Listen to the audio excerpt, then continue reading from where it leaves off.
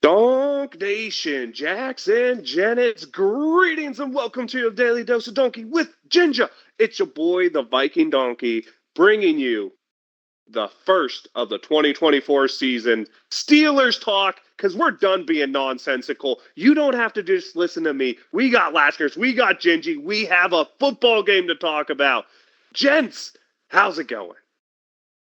Gingy in the house. Football is back in session. Gentlemen, what a wonderful time of year.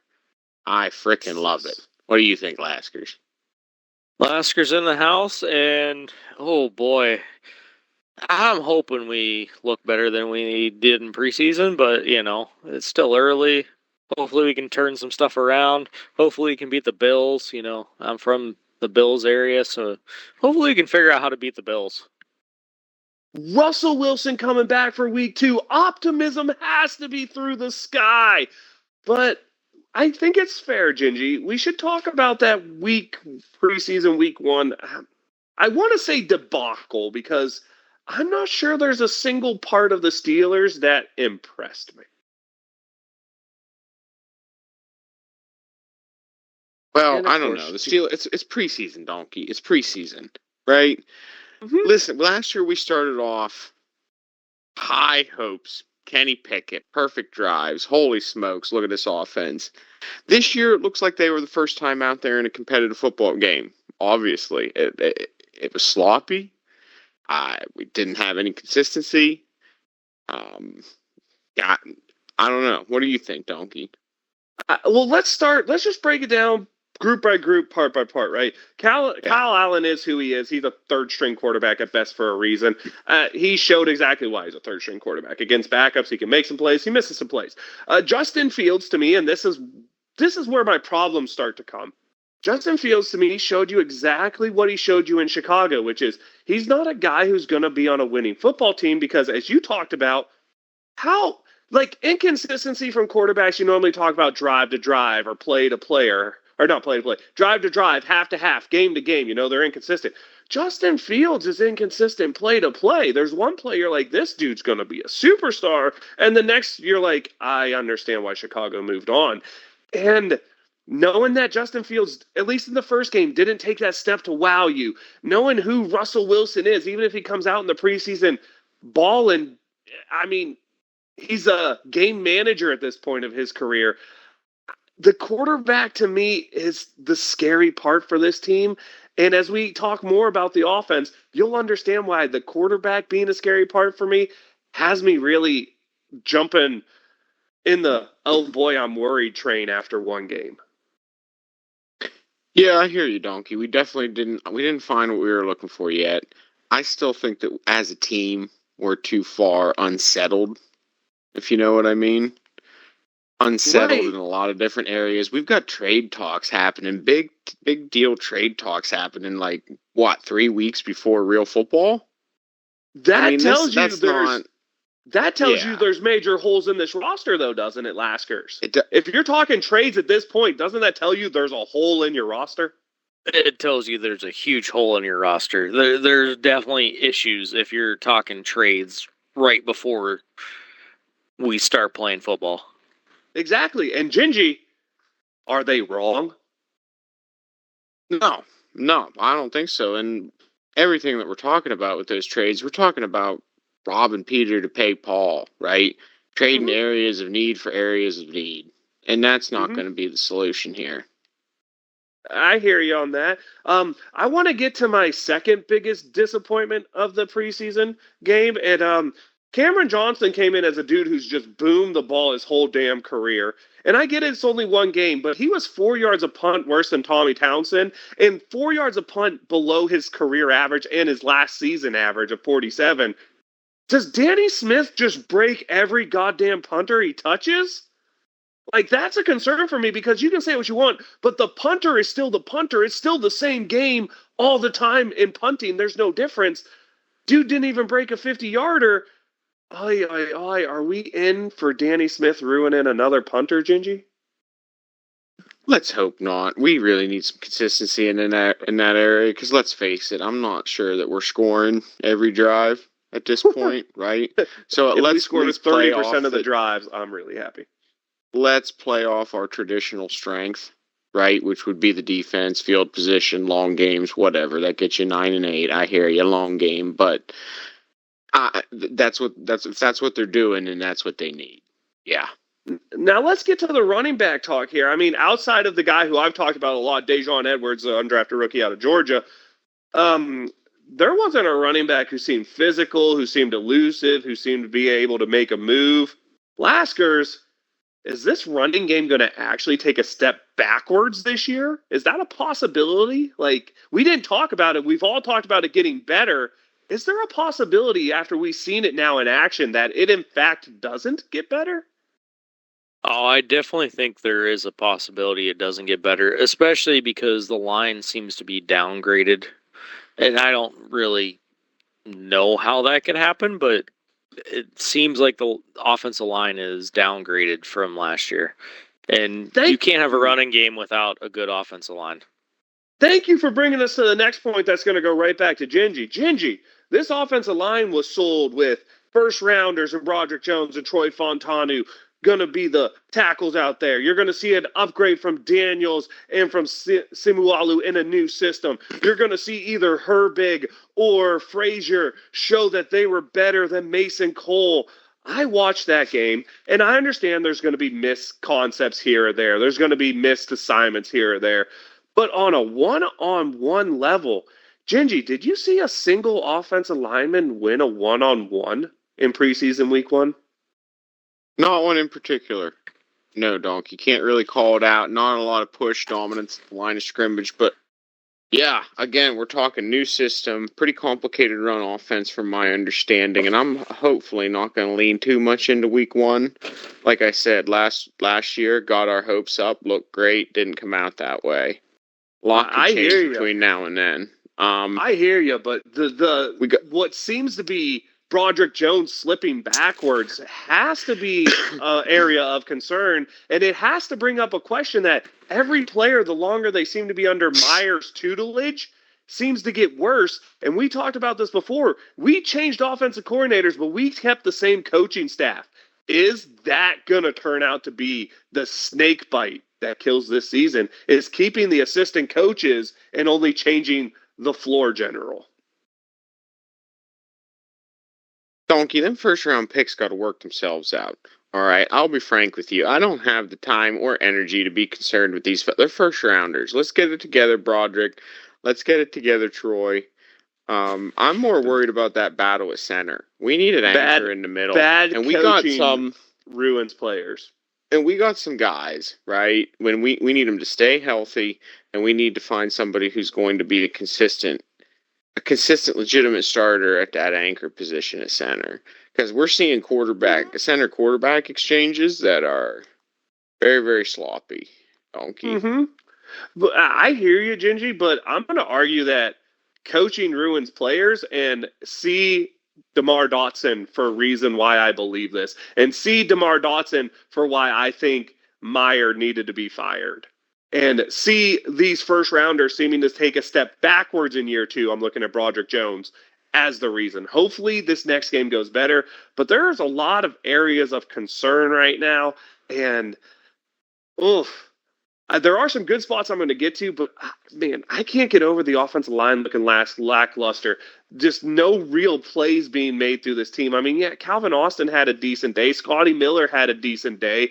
But both of those guys showed up in the preseason every year of their career and never had a regular season game. And before we get to the defense, all right, I want to take your guys' take on Houston here. Would you call them like the bottom level of AFC contenders? Houston? Like if you were to rate the contender teams, are they like, to me, they're the cutoff. The last team I think is a legit contender right now would be the Houston Texans. I don't know. For me, that's arguable between them and Miami Dolphins, but go on. Fair enough. All right. We'll start with Laskers here. When you watch that game, do you think the Steelers are on the same talent level as the Texans? No, I don't. And I also didn't watch the game, but I'm going to say I'm not. I'm not. Gingy, I know you saw some of it at least. Would you say we were on the same level as that team we played? No, I can tell you that I saw highlights and that I wanted to listen to Rob King on the call, and that's what I did for preseason 1. Fair enough. This. It's hard to say, but I'm the same way there. There were some good points, though, and specifically on defense. Although, let's be honest, the secondary struggled. They couldn't stop anything. Joey Porter Jr. still too handsy.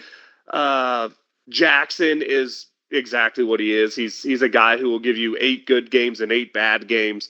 It is what it is. I was a little disappointed in the slot competition. I mean, Beanie Bishop did not show out the way I was hoping he would. And the fact that Beanie Bishop's been absolutely stomping all of our slot receivers all training camp, that might say more about our slot receivers than Beanie Bishop based off one game. You go out there, and maybe this is the biggest concern for me, Gingy. Why the hell are we playing so many god dang 3 safety sets instead of using a nickel cornerback? I can't. I don't. Do we have one? Beanie Bishop, well, Arnold just got hurt. You have to have one in modern football. What happened last year when we tried to run these stupid 3 safety sets, man? We got toasted. Yeah, we don't have 3 really safeties either. Well, no. Okay, it feels like the defense is kind of built to play primarily against the Steelers' offense, which yes, nobody else runs. Yes, and more yes. Oh, JJ, that's I how want I you to feel keep about going it. I mean, that. those guys, shoving big safeties, being able to hit guys sledding downhill, crowd in the box, and then you also don't have a guy like Troy Polamalu who floats back there and understands football on a deeper cosmic level than every other human being on the field. And when you don't have those type of talents lurking at those positions, that type of defense isn't as effective, if you wanted me to elaborate on that. I hear you out. My additional point to that is you do have a safety that's pretty instinctual as a center fielder in Minka Fitzpatrick, right? But he's not allowed to play Minka ball since we got rid of Terrell Edmonds because we never put a safety beside him who can play that. And watching him play with Elliott and KZ in the first preseason game, man, neither one of them seem to be that guy that's going to let you expose the talent that is Minka Fitzpatrick as a center fielder. I can get down with that. I don't know what to say. The bright spots I'll say is the Wilson, the rookie kid on defense. That kid can fly. However, he needs to be taken out in any running situation because I don't know if you watched him get blown up twice on running plays, one in the goal line. But dude's too small to play in running situations, but the dude is an absolute third down linebacker. The dude can fly. He makes up for rookie mistakes he's making, like missteps, over pursuing, by being able to fly back in there and show the absolute burner speed, which is why he was drafted. That was a really good sign to see. But like I said, there's still a weakness there. DeMarvin Leal actually looked pretty good playing on the outside for once. I'm impressed by that. He did it against backups, so let's not put too much onus in that. But he's a guy who needs to step up if the Steelers want to have a chance this year. And the last really good part I want to say is with Marcus Golden signed with us and then retired a week later. Probably his body wasn't feeling it. That gets me a little upset. But I'm gonna tell you that last end of the year waiver wire pickup of Jamario Moon, that kid's got a little something that it is worth waiting to see. I know he's undersized at outside linebacker, but I wonder if he could be a good special teamers and then not just be an outside, but be an outside inside blitz specialist linebacker type. I really am curious to see what he can do getting reps against more first or second teamers than third teamers like he did in the preseason. Yeah, Donkey. I didn't know whether that was going to me or Laskers, but I hear you on that. I'm looking forward to. I mean, I was a Leal fan last year, right? So I'm happy to see some good things from there, and I am totally doubling down with you on that linebacker pickup. He is flying around. Yes, rookie plays happened. I saw them too, Donkey, but lot of potential there. A lot of potential. Now, Laskers, a lot of people don't want to talk about this, but it's the guy I think should start at center, and I think he should start at center because whether or not he's the best center, he's going to bring an attitude, and we've seen it with him starting scrums and practices. We've seen him getting in people's faces in preseason game. That is our fourth-round draft pick, Mason McCormick. I know he's only been playing at offensive guard, but goddamn, they need to slide this dude into tackle or center. Excuse me. They need to start him at center, and they need to have the attitude of Mason McCormick, which is you're not touching any one of my guys without me hitting you. I loved that. That's what he brings. That's what the Steelers need. I agree with that. You need someone at center that's going to be willing to fight for your players and make sure that your players are protected, especially your quarterback. You want that guy. Mason McCormick, Gingy, he reminds me of, I don't remember if you remember in Tampa Bay, but they had that center, the redheaded guy, who was not ever rated well by PFF. But I'll tell you right now, I bet Tom Brady wouldn't have had anyone else play center for him down there because that dude was willing to rip someone's throat out in order to protect his quarterback. That's the type of guy you want. That type of leadership on the line can go a long way. And I've only seen it from one guy, and that's Mason McCormick. Gingy, do you play a lesser talented guy? Do you personally, would you play a lesser talented guy if he was an attitude setter? Donkey, you might if you don't have somebody else playing that role somewhere else on the line. Because I think you need I think you need those fellas up front to be a little nasty. I think you need them to want to get in there. And if you got a guy up there setting the tone, I think that just makes good guys great and okay guys good.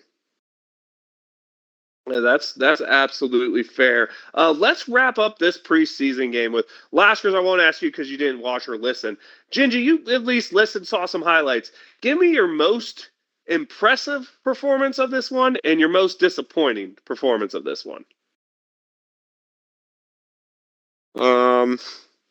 Let's see. We got, I believe that's Wilson at linebacker, rookie. Fair. Probably my most impressive performance. What stood out most to me. Most disappointing, Justin Fields, in my opinion. You don't like that almost perfect stat line on passing the ball? Donkey, you know how? I mean, you know as well as I do about stat lines when it comes to quarterbacks, right? It's about wins and losses, not about 4 for 5, 5 for 6, dink and dunk.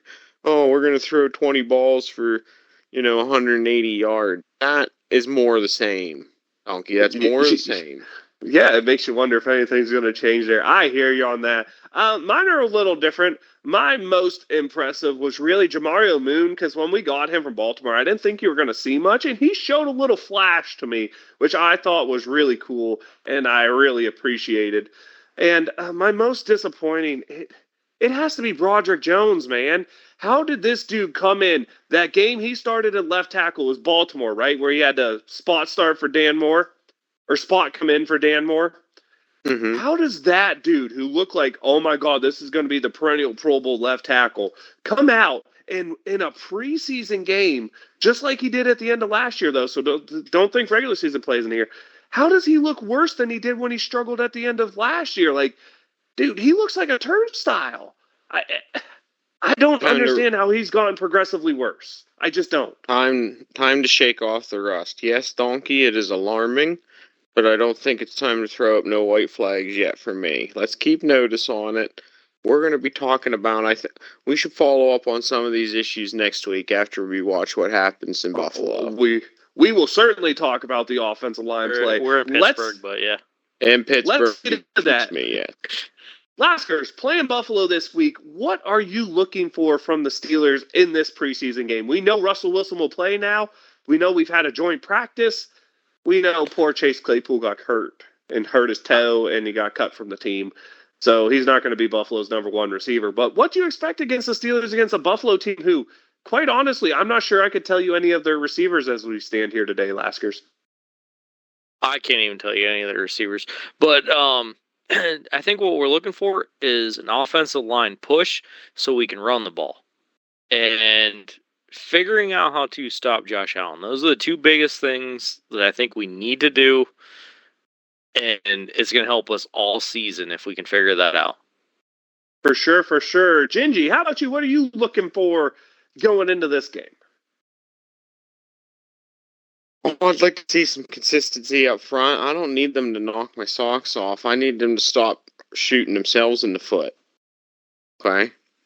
I need them to stop making unforced errors, as we're going to see. That's what I'm looking for in the preseason. Just some clean ball. And hopefully everybody to get out of there healthy. That did not happen this past game, and we need to do a better job at that. Yeah, really, the only injury was Troy Fontanu with that MCL sprain. He's going to miss a couple weeks. That's important. Which might be huge because, honestly, he didn't look good. Let's be honest. He gave up, 2 instant sacks in the, 4 drives he played. It was, 2 instant sacks. He needs reps. And that's he needs reps. He does. If he's going to start, he certainly does. I don't know, dude. All these tackles make me nervous right now, and 2 of them shouldn't make me nervous. And at that point, I'm yelling at coaching. But I hear you.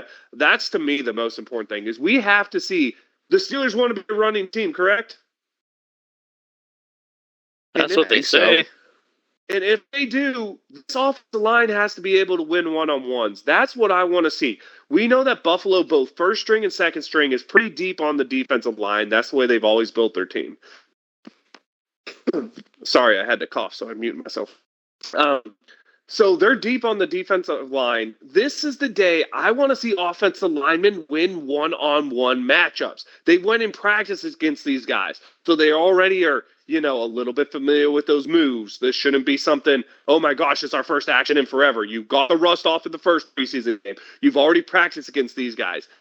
This is the game to me that the Steelers offensive line needs to step the hell up and show they are capable of winning one-on-one in the offensive line, in the trenches, because if they win there, if you're getting a minimum 2 yards of carry before contact, that should be a minimum 4 yards of carry every play. This offense can be effective. What I want to see is Russell Wilson's not be dink and dunk Russ of the past 10 years, right? He needs to be able to hit that deep ball. How many times a game are you thinking, Gingy? I'm thinking we have to hit 15-plus yard passes 8 times a game for this offense to be effective. Oh, what's the NFL average on that, I wonder? 8 sounds like a lot for us, donkey. I'd be all right with 1 a quarter. I don't think 4 gets it done because of the modern football. I guess if you're saying our defense is going to be good enough to hold all competitors under 20, then you're there. I don't see that. I think we have to be able to score with the good teams if we want to be a competitive team. And I think that gives you a minimum of 6, possibly 8 15-plus yard plays in the air a game. And that might be tops in the NFL, but that's what you need, dude. That the modern day football, that's what you need, and I doubt that's tops in the NFL when you consider San Francisco had to let 2 receivers who averaged over 15 yards catch last year. Yeah, I don't know. It's going to be, it seems pretty lofty to me, understanding where the Steelers are coming from, where they're at. But like I said, I would like to. Okay, so what are we talking about? I don't care about stats, don't care about yards. How about points? We need to have at least, what do you say, averaging 24 points a game this year? I don't think that's going to win the Super Bowl, really, but with a solid TJ Watt led healthy defense, it might. Average points a game, that's fine. But here's the caveat. The Steelers need to show the ability to score 30-plus points consistently, right? That's what every team who was a competitor last year did. Whether it was Kansas City, and I guess you could argue, no, they didn't, but they always had Patrick Mahomes, so you knew it was always there. Baltimore did it. Houston did it. Miami did it. You need to show that week in, week out, you're a legitimate threat to go for 30 points a game in the modern NFL. Hell, even Cleveland had games where they broke 30.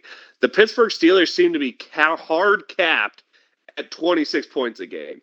So you could say 24 a game, but I don't think that's where the caveat is. I think the Steelers need to average 1 out of every 3 games being at least 30 points to have a chance to be a true competitive team. I don't care what their average points per game is. I need to see that ability to score 30.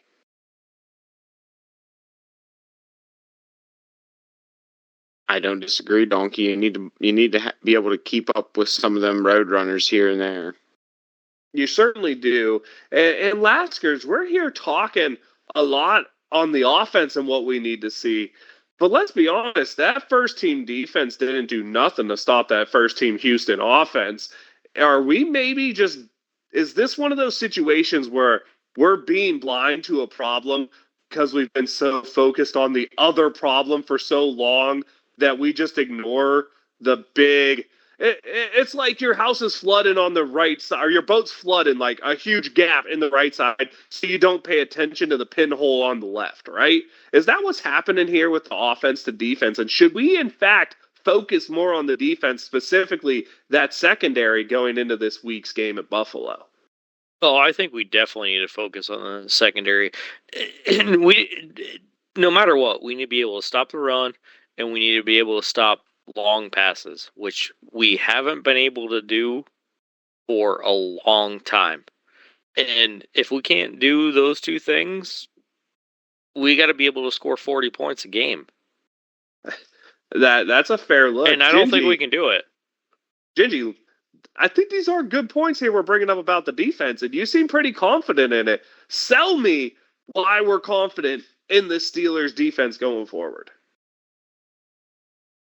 And the answer cannot be T.J. Watt. Just so we're clear. Why that not? Cannot be why the answer. Not? Why am I not allowed to cite? What have you seen him play? Look at what happens when he's on the field. It is the only answer, and it is effective probably 9 out of 17 games a season if he stays healthy. If we have an offense that pulls us through another 4 or 5 on top of that, you're a 12 or a 13 win football team. We need to be effective for 12 You're a 12 and 13 win football team. You got healthy at the end of the season. You can't tell me that they're not in the mix with everybody else. You can't tell me they're not in the mix with the Texans at that point. I hear you, but hear me on my counterpoint here. I hear you. You know I hear you, don't T.J. Watt was healthy for San Francisco, for Houston, for Cleveland. You know what all those games have in common? L's. Matt Canada-led offenses. With 40 points. Matt Canada-led offenses. Yep. What does that have to do with 40 points on the defense? Houston scored 21 first quarter points, Gingy. How the hell is that the offense's point? There's no way the offense wore the defense out in the first quarter. How many first downs scored by that offense in that first quarter? I don't know. Late have to have Laskers go look that up, but I can tell you there was 21 points. I'm not going to look that up. How about the San Francisco game where we kick off and they score instantly? Listen, Donkey, I'm not saying that my point here is definitively etched in stone, right? But if you're looking to find a positive angle on this where you're not going to watch the Steelers with doom and dismay, that's the one that I'm going to be looking for throughout the rest of the preseason. All right, if I don't see any progress in those areas, Donkey, watch me freak out starting week 1. I'm just saying the answer can't be T.J. Watt. To me, the answer has to be Minkah Fitzpatrick. Better or worse, baby? No, I don't think that's the answer either. I think the answer starts up front with 3 guys. Cam Hayward has to have a renaissance season. Okay? That's plain and simple.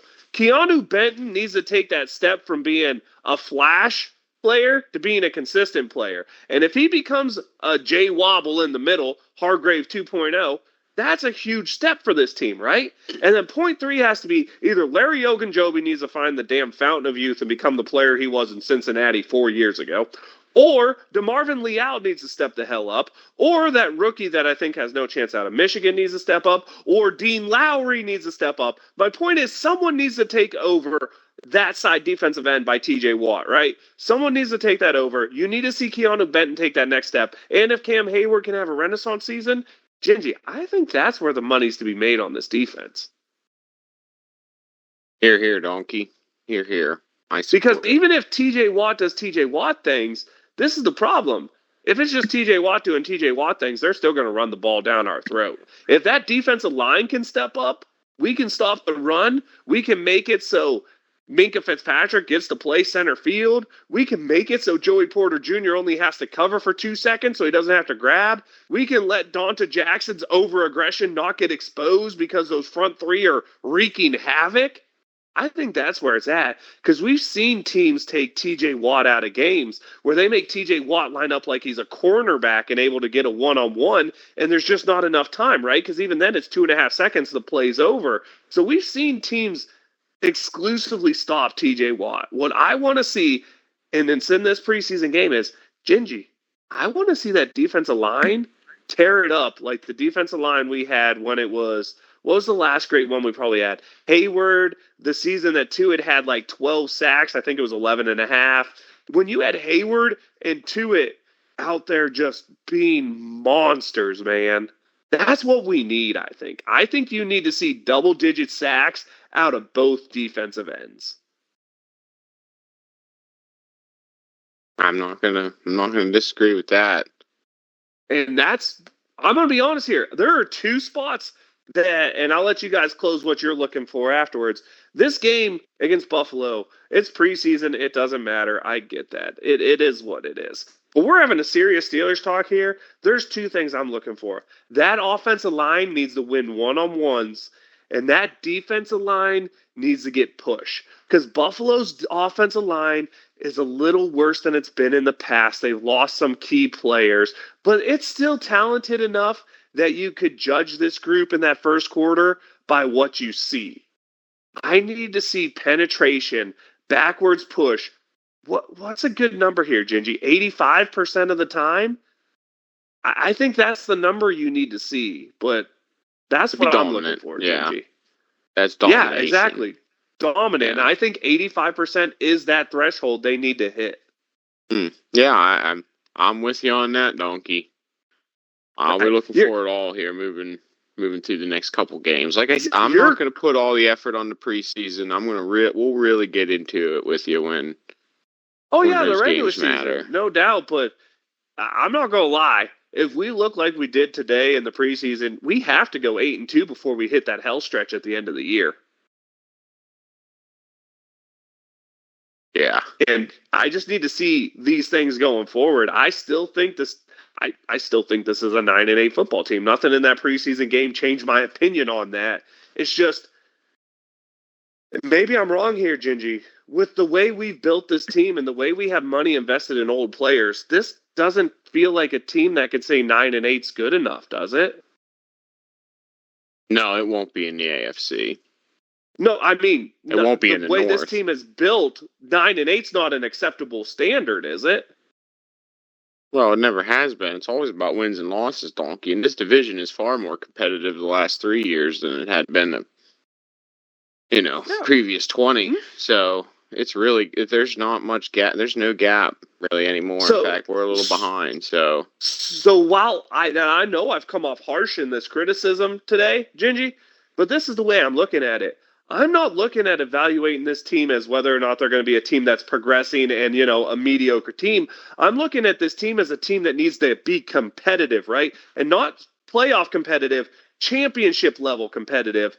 And that's where you don't want to see these problems before the season starts in a team that should be championship level competitive. And that's why my criticism's a little harsher, because I feel this team, with the acquisitions they made, with the moves they made in the offseason, they were saying, we want to compete this year. We feel we can compete this year. And you don't give your head coach a 4-year or 3-year extension with the idea of rebuilding in this season. That's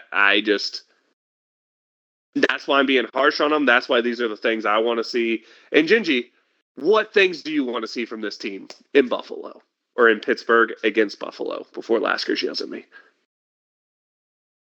Yeah, I already let you know, Donkey. I'm looking to just see some clean football. They don't need to knock my socks off. I'd like to see some more development on special teams. That was particularly awful, Donkey, across the board. I will say. I mean, I'm Captain pretty nice Bubblegum overall. Still sucks? Yeah, I mean, I'm pretty nice overall, but that was particularly wretched in game 1. Yeah. Special teams across the board. Kickoffs, punts, extra points. Yeah, wretched. Laskers, what is the main thing you're looking for in this Buffalo game? I'm looking for some push from the offensive line and some QB pressures. I like that. And I don't care about sacks, but we need pressures. to end it before, we're not going to do no predictions for scores or anything on preseason game. But before we get to shout-outs, what do you think you're going to see from Russell Wilson? We'll start with Laskers and then go to Gingy on what you expect to see from the presumptive Pittsburgh Steelers starter. I would hope because I think he's only going to play one series. I'm hoping he at least, does 5 for 6, 75 yards. And 2 fumbles, so he can match Justin Fields.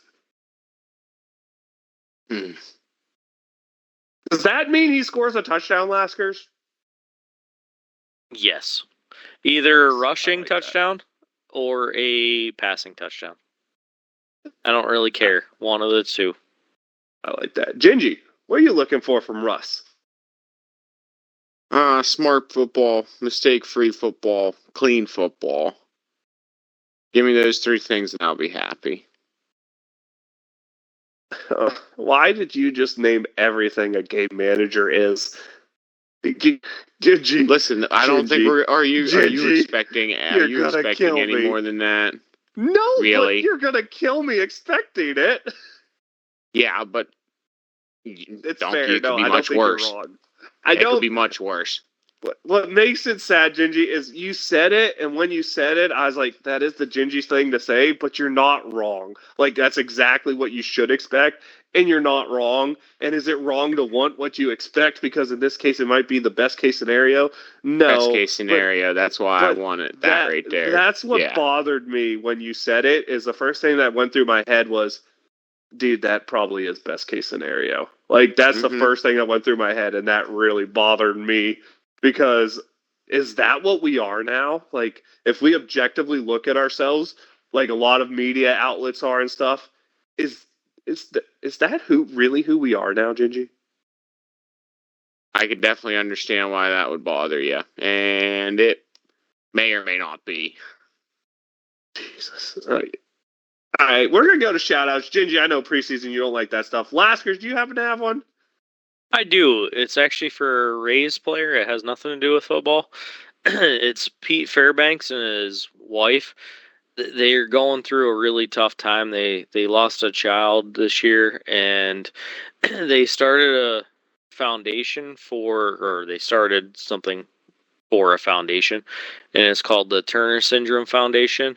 And basically what that is 1 in 2,000 babies that are born that are women get this syndrome, and it's a bad syndrome. Basically, only 4% of the people that get this are ever born. So it's a really cool foundation and that they're supporting, and I feel sorry that they lost a baby for it, but that's what my shout out's for. That's a good one to have.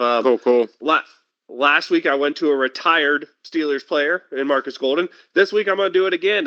Ola Daney, I don't know if y'all remembered him, became a really good special teams player for us, played a couple seasons in Tennessee, had a few sacks. He's only like 26, but had a neck injury in 2022, just never really made it back. He was going to sign again with the Steelers last offseason, but failed a physical. He decided to hang his cleats up today. And you know what? That's a pretty cool story if you don't know the story about him. Where the heck did he come over from? He came over from an African country. He came over to America wanting to be, and he said it in his Twitter thing, he said he wanted to be the next Ronaldinho, so a soccer player. But he said fast food restaurants ran in the way of that dream and opened up a new one. And Ola Daney was a big dude, like 6'2", 290. Shout out to him for giving some good moments and great effort all the time as a Steeler. And sorry to see he had to wrap it up so young, but best of luck to him in his future endeavors. I guess that's time. I'm the Viking Donkey. That's Viking_Donkey on Twitch and Twitter, the X, that is. Your daily dose of Donkey Ginger is where you get this serious, super serious. We recruit all of our facts from the factiest fact makers in the Fact Factory. No, not really. We just have fun with it. Factory. But get our content. That. Let us know what you think. And Laskers, what's up? I'm Laskers everywhere. If you can't find me, too bad. Gingy to you. You and Gingy in the house. We talking football. We hanging out. Oh my gosh, football is back. Here we go, Steelers. Wave 'em if you got 'em.